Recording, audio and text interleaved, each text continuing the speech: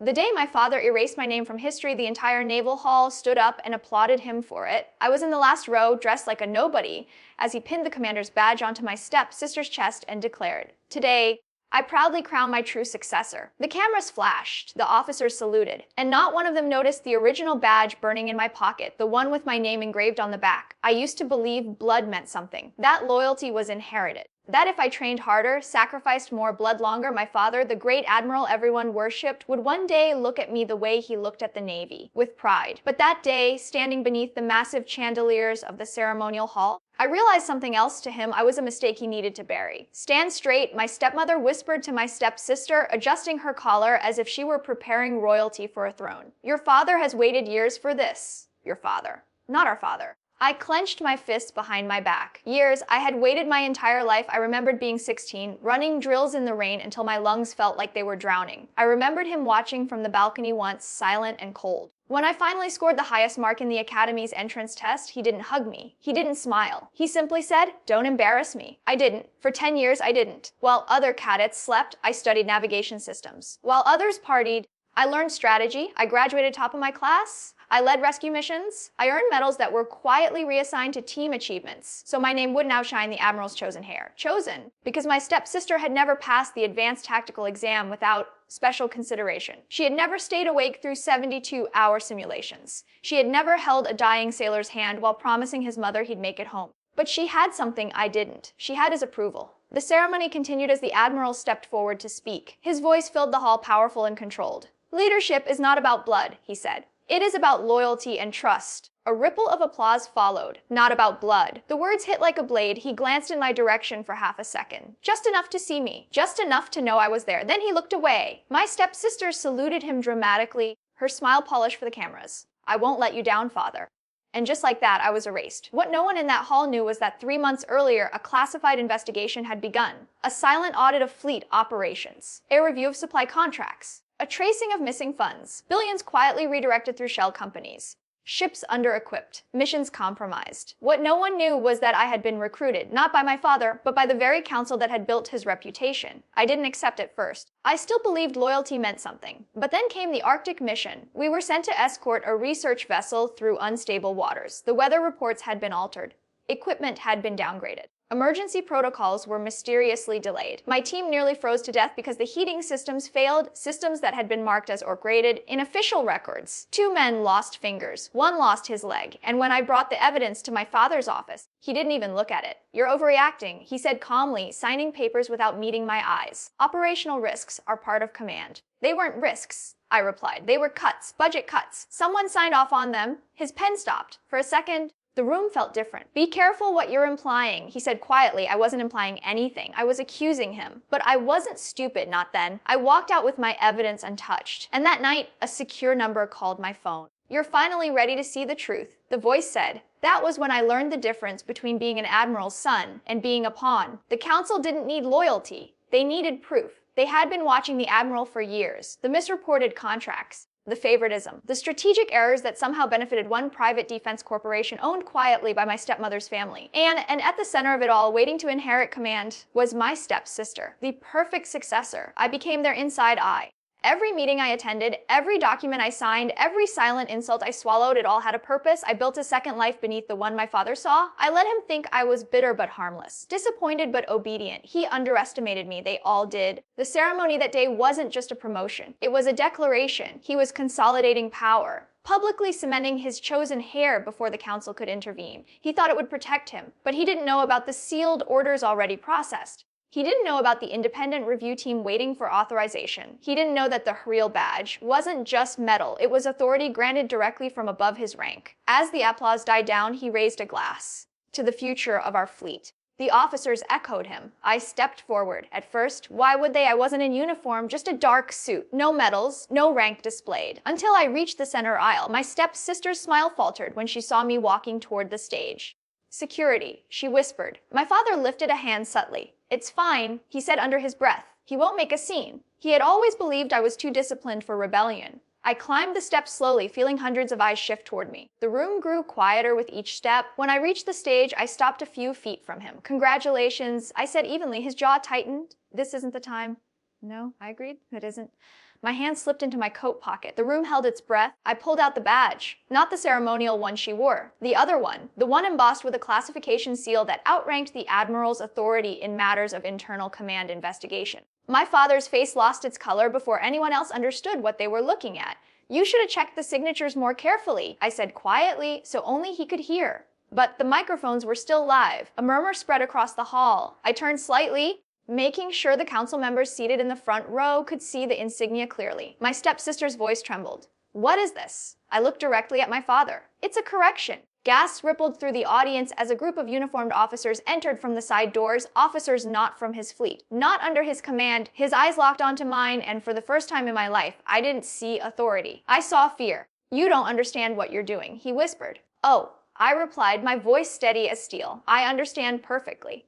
The lead officer approached the stage with a sealed folder in hand, and as he stopped beside me, preparing to read the order that would either shatter my family's empire or destroy me in front of the entire fleet, my father's fingers tightened around the podium, and the entire hall waited to hear which one of us would fall. The officer broke the seal slowly, deliberately, as if he wanted every second to stretch like a blade across the Admiral's throat. The crackle of the envelope echoed through the silent hall. My father's breathing had changed, not visibly, not enough for the cameras, but I knew him. I had spent my entire life studying the man, the slight tension in his jaw, the rigid set of his shoulders, the way his fingers pressed into the podium just a little too hard. By the authority of the Supreme Naval Oversight Council, the officer began, his voice steady and resonant, "On immediate internal command review is hereby enacted under Directive 729. Whispers erupted like a sudden storm. Directive 729. That wasn't a routine audit. That was a silent execution.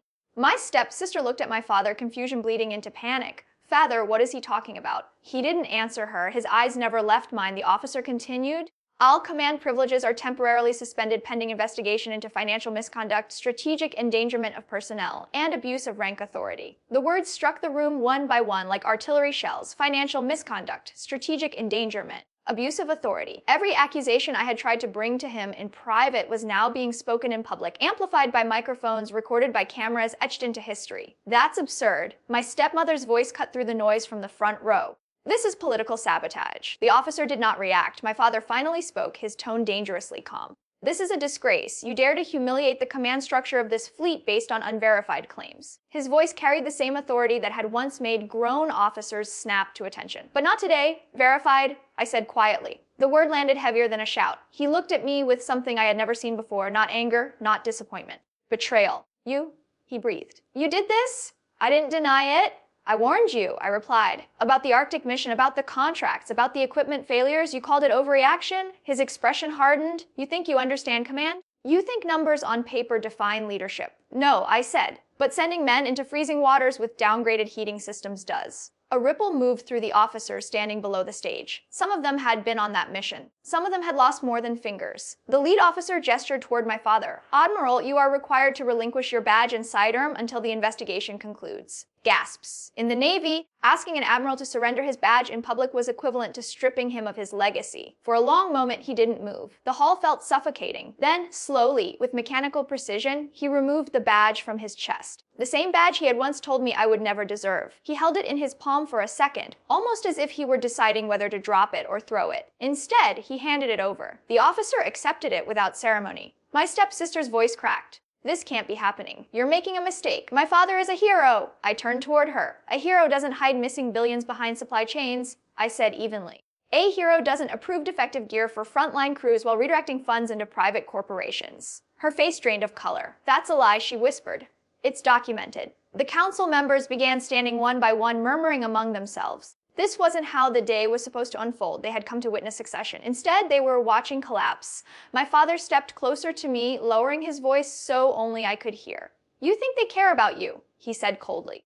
"You think they won't discard you once you've served your purpose." "I don't care if they do," I replied. "At least they don't pretend to be family." The words hit him harder than the accusations. For a fraction of a second, the Admiral mask slipped, and I saw the man beneath it. The father who had once lifted me onto his shoulders at a harbor parade. The man who had taught me how to tie my first knot. And then it was gone. "You've destroyed everything," he said. "No," I answered quietly. "You did. I just refused to keep covering it up." Security officers positioned themselves subtly around the stage, not aggressively, just enough to signal the shift of power. The lead officer addressed the hall again. Effective immediately, interim operational command will be transferred pending review outcomes. The silence that followed was heavier than the accusations. Everyone knew what that meant. The fleet could not operate without leadership. And the only officer in that room currently bearing oversight authority under Directive 7-2-9 was me. My stepsister's eyes widened as realization dawned. "You planned this," she said, almost in awe. I didn't respond, because this wasn't about spectacle. It was about correction. The council's senior representative stood and cleared his throat. "Until the investigation concludes, operational stability must be maintained. Commander designation is hereby postponed."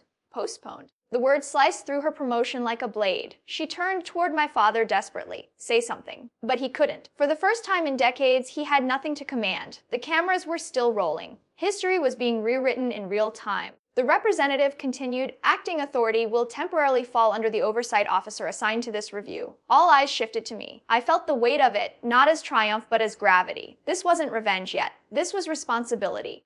My father's gaze burned into me. "Be careful," he said quietly. "Power changes men." I met his stare without flinching. "So does betrayal." The officer beside me handed over a sealed tablet containing the provisional command codes. The device felt heavier than metal when it touched my hand. Around us, officers began murmuring in uncertainty. Some avoided my gaze, others looked at me with something resembling respect or fear. My stepmother stood abruptly from her seat. "This isn't over," she snapped. "You'll regret humiliating this family." Family. The word almost made me laugh. I stepped forward to the podium my father had just abandoned. The wood was still warm from his grip. The hall quieted again. I looked out at the sea of uniforms, men and women who had followed orders without knowing the cost behind them. "I didn't walk in here to destroy the fleet," I said calmly. "I walked in to protect it." The words echoed through the chamber. "No one is above accountability," I continued. "Not even an admiral." My father's expression turned to stone. I wasn't finished. But neither was this war, because investigations reveal truths, and truths create enemies. And as the council members began escorting my father off the stage, not in handcuffs, not yet, but stripped of command, he paused beside me. He leaned close enough that only I could hear him. "If you open those deeper files," he murmured, his voice almost a warning, almost a threat, "you won't just find my name." My grip tightened around the tablet. "What does that mean?" I asked quietly. He gave me a faint, knowing smile, the kind he used to wear before winning impossible battles. "You're not ready for what's above me." And with that, he stepped away. The doors at the end of the hall opened. He walked out without saluting anyone. The fleet stood frozen. And in that silence, holding authority I had chased my entire life, I realized something terrifying. If he wasn't the top of the chain, then I had just declared war on someone far more powerful than my father. The doors closed behind him with a low, echoing thud that seemed to vibrate through the bones of the hall. No one moved for several seconds. It was as if the fleet itself had lost gravity. "You now have the floor, Acting Oversight Commander," the senior council representative said carefully, as though testing how the title sounded attached to my name. "Acting Oversight Commander." The words felt foreign, heavy, dangerous. I stepped down from the podium instead of staying behind it. I didn't want height. I didn't want distance. I walked to the very edge of the stage so I could look directly into the eyes of the officers who had once looked through me. "This review begins immediately," I said. "All fleet expenditure records from the last 5 years are to be transferred to an independent audit channel. Any attempt to alter or delete data will be treated as obstruction." A few men in the back stiffened. They knew who they were, and every commander who signed off on downgraded equipment during active missions will be required to testify. The silence that followed wasn't uncertainty anymore. It was fear. My stepsister still stood near the ceremonial banner, the fresh commander's insignia glinting on her uniform like a lie that hadn't yet been corrected. "You're enjoying this," she said suddenly, her voice trembling with rage. "You've always wanted to see him fall." I looked at her for a long moment. "You think this is about jealousy?" I asked quietly. "You think I trained for 20 years just to steal your spotlight?" She didn't answer, because deep down, she knew she hadn't trained like I had. "You were given command," I continued, "before you understood the weight of it. And you think you do," she snapped. I stepped closer. "I understand what it costs when it's abused." Her expression flickered, not with guilt, but with doubt. Maybe for the first time, she wasn't entirely sure she had earned what she'd been given. The council representative cleared his throat. "Commander designation is officially suspended pending investigation." An officer approached her slowly. "Ma'am, we'll need to retrieve the badge." Her hand instinctively rose to protect it. "For protocol," he added. Her eyes darted to me as if I had personally ordered the humiliation. But I hadn't. This was procedure, the same procedure that had quietly erased my achievements for years. She removed the badge with stiff fingers and handed it over. The metal caught the light one last time before disappearing into a velvet case. Just like that, the throne vanished. The ceremony dissolved into controlled chaos. Orders were being whispered. Secure lines were being opened. Data vaults were being accessed, and I could feel it, the invisible shift. The people who had once orbited my father were recalculating their positions. Because power doesn't disappear, it relocates. I left the hall without another word. Cameras tried to follow, but security blocked them. This wasn't a media spectacle anymore. It was a classified storm. The moment I stepped into the restricted command corridor, my secure tablet vibrated. A new file had been uploaded. Priority black. I stopped walking. Black priority access was above Directive 729, above my current authority. I hesitated only a second before opening it. The screen filled with encrypted chains and cross-linked transactions far older than 5 years. Defense contracts rotted internationally. Offshore accounts layered through shell subsidiaries, code names instead of signatures, and at the top of the chain, not my father. Another name, Director Halvorsen. My stomach tightened. Halvorsen wasn't military. He was civilian oversight, untouchable. He chaired the Strategic Defense Allocation Board, the very board that approved fleet budgets, above admirals, above fleet command, which meant my father hadn't been the architect. He had been the executor. Footsteps approached behind me. "You've seen it," a calm voice said. I turned. The senior council representative stood there, hands folded behind his back. "You knew," I said flatly. "Was suspected," he corrected, "and you used me to get to him." His eyes didn't flinch. "You were the only one with proximity and motive." I let out a slow breath. "And now, he said carefully, you decide how far this goes." He wasn't offering guidance, he was testing me. "If Halvorsen is exposed," he continued, "it destabilizes more than the fleet. It implicates procurement across multiple branches. Political alliances, international contracts. Innocent sailors already paid the price," I replied. "And many more could," he countered. "Scandals weaken nations." There it was. The real battlefield. Not family, not rank, power structures. My tablet vibrated again, incoming secure transmission. Director Halvorsen himself, he didn't wait for permission to appear. His face filled the screen, silver-haired, composed, eyes sharp with quiet calculation. "Impressive entrance today," he said smoothly. "You certainly know how to make history." "You endangered lives," I said without greeting. "Careful," he replied softly. "Allegations are powerful things, especially when directed at the wrong target. The Arctic mission, you downgraded systems authorized under your budget revisions." He smiled faintly. "Budget optimization is not endangerment. Men lost limbs. Operational hazards." The same phrase my father had used, like rehearsed lines. "You think exposing me helps your fleet?" Halvorsen asked calmly. "Or does it fracture it beyond repair? You're threatening me." "I'm educating you." His gaze sharpened. "Your father understood the balance. Sacrifices at one level preserve stability at another." He called it necessity, I said coldly. "And you call it corruption," Halvorsen replied. "Perspective is everything." I felt the weight of the corridor around me. Guards at a distance. Officers pretending not to listen. "You orchestrated resource cuts to funnel capital into private defense firms," I said. "Investment partnerships," he corrected, "for profit. For advancement." He leaned closer to the camera. "War isn't sustained by honor, Commander. It's sustained by industry." The word hit me. Commander. He was already acknowledging my new position, which meant he expected me to keep it. "Well, if you proceed," he continued evenly, "your father goes down publicly. So do several council members. Perhaps even the representative standing beside you." I didn't look at the man next to me. "Or," Halvorsen added, "you conclude the investigation at the Admiral's level. A contained correction, he retires. You rise, the fleet stabilizes. A bargain. Clean, contained, corrupt. You're offering me his throne?" I said quietly. "I'm offering you sustainability." The silence between us stretched. He wasn't panicking, because men like him didn't need to. They operated above consequences. "You think I won't dig deeper?" I said. His expression didn't change. "I think you will," he replied. "And I think when you understand the full network behind those transactions, you'll realize that removing me creates a vacuum filled by someone far less predictable." A pause. "Power is never empty," he added. "It simply shifts." The transmission ended. The corridor felt colder. The council representative exhaled slowly. "Now you understand." Yes, I understood. This wasn't revenge against a father anymore. It was a decision between exposure and collapse. Between justice and stability, between personal truth and national consequence. I looked down at the tablet again, at the files waiting to be opened. Halvorsen's network extended further than I imagined. Foreign investors, private arms developers, political figures. Pull one thread and the entire fabric could tear. My father's warning echoed in my mind. "You're not ready for what's above me." Maybe he hadn't been protecting himself. Maybe he had been containing something worse. Footsteps echoed down the corridor again. My stepsister. Her eyes were red, but her posture was rigid. "They're escorting him to temporary holding," she said. "He asked to see you." I studied her carefully. "You knew?" I asked. Her silence answered. "Not everything, but enough. You were being positioned." I said slowly. "Not just as commander, as leverage." Her jaw tightened. "You don't know what you're talking about." "Then tell me," I pressed. "Did Halvorsen ever speak to you directly?" Her eyes flickered. That was all I needed. "You were next," I said quietly. "For what?" I didn't answer, because I was still piecing it together myself. If my father had been the shield, if Halvorsen had been the architect, then my stepsister had been the future face of it all. And me, I had just stepped into the middle of a machine that had been running for years. The choice now wasn't whether to end my father. It was whether to ignite something far bigger. My tablet screen waited for my command. Open full chain authorization. Confirm escalation.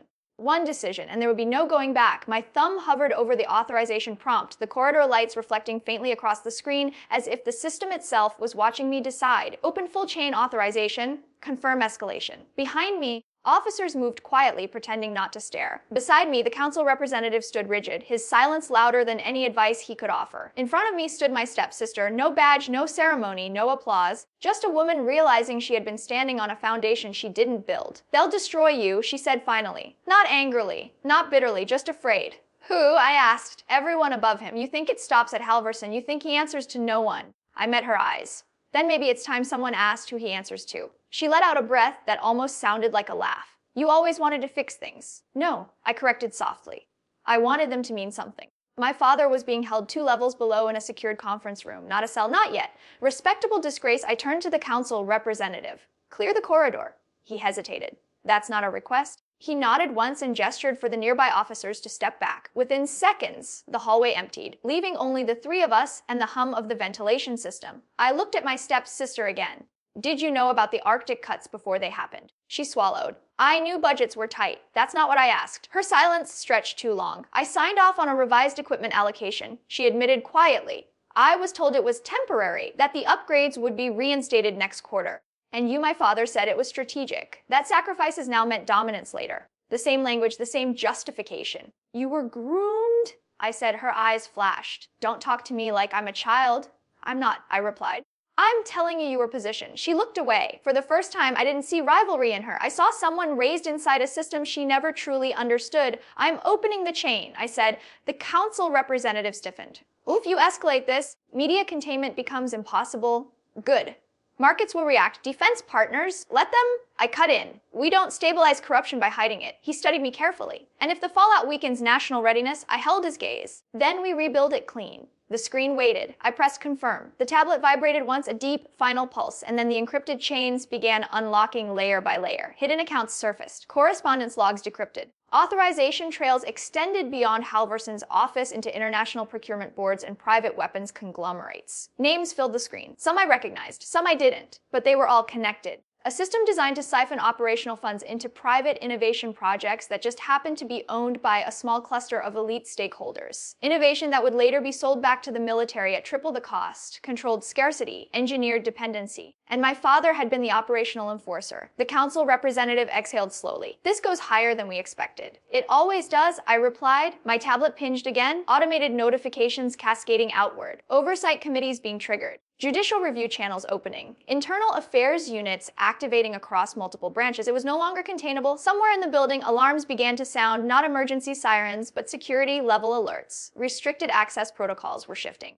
My stepsister looked pale. "You've declared war." "No," I said quietly. "I've ended one." Minutes later, the secured conference room door opened. They brought my father out. His hands weren't restrained, but the dignity he once carried had shifted into something heavier, resignation. He saw the look on my face immediately. "You opened it." He said, "Yes." A flicker of something crossed his eyes, not anger, relief. "You always were stubborn," he murmured. "You could have told me," I said. "You could have exposed them." "And watched the fleet fracture?" He replied calmly. "Watched politicians weaponize it. Watched foreign adversaries exploit it. You let men get hurt." His jaw tightened. "I reduced losses where I could." "That's not leadership," I shot back. "It's compromise," he said. We stood there in the sterile corridor, not as Admiral and Oversight Commander, but as father and son separated by ideology. "You think I don't know what Halvorsen is," he continued quietly. "You think I didn't understand the machinery behind him. Then why protect it?"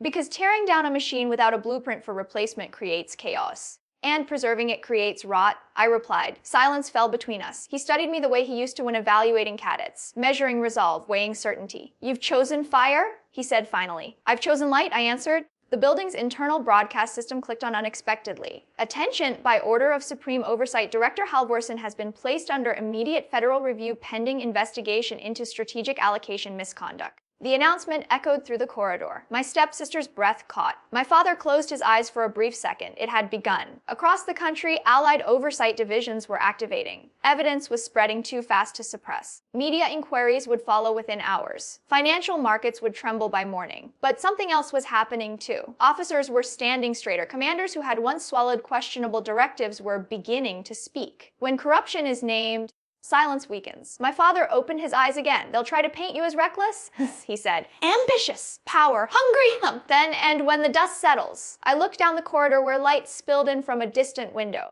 Then we rebuild the fleet without hidden strings. He studied me for a long moment, and then slowly, he did something he had never done in public. He nodded, not as an admiral, as a father. Security approached to escort him formally into review custody. This time, there was no resistance. No prideful posse walked past me, he paused. Command isn't about control, he said quietly. It's about burden. You're carrying it now. I know, I replied. He gave the faintest hint of a smile. Good, they led him away.